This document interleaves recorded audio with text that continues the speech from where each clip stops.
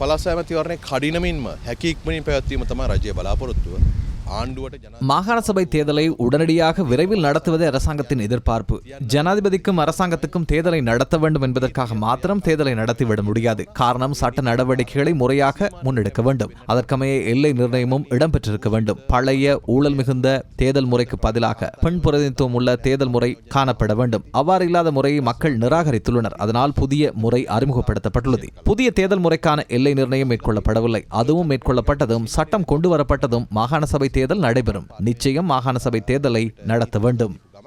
சொத்து விபர அறிக்கை குறித்து ஊடகவியலாளர்கள் எழுப்பிய கேள்விகளுக்கும் அமைச்சர் இவ்வாறு பதிலளித்தார். ඉදිරිපත් කළ තියෙන සියලු අත්කම්බරකම අවුරුද්දේදී ඒ සියලු දේවල් ජනතාව දැනගත්. ඒ වගේම தேவைக்கேற்ப தேவையான தகவல்களை பெற்றுக்கொள்ள முடியும். எதனையும் மட்டுப்படுத்த மாட்டோம். நாம் இருப்பது பொறுப்புக்கூறலை உறுதிப்படுத்துவதற்காக. எமக்கு மறைப்பதற்கு ஒன்றுமே இல்லை. வரலாற்றில் முதன்முறையாக இந்த அரசாங்கத்தில்தான் தமக்குள்ள சகல சொத்துக்களையும் உள்ளடக்கிய அறிக்கையை முன்வைத்து மக்களுக்கு தெளிவுபடுத்தினர். முன்னால் இருந்த அரசியல்வாதிகள் சிலர் சொத்துக்கள் தொடர்பான அறிக்கை வழங்காமையினால் பதற்றம் அடைந்துள்ளனர். பரம்பரை ஊடாக எமக்கு கிடைத்த சொத்துக்கள் இருந்தால் அதனை நாம் தற்போதைய பெறுமதியில் வெளிப்படுத்தியிருந்தோம். சில வாகனங்கள் கட்சிக்குரியது. அவை எமது பெயர்களில் உள்ளன. அவற்றை நாம் வெளிப்படுத்தி இருப்போம். அதுதான் சொத்துக்கள் அதிகரித்துள்ளன.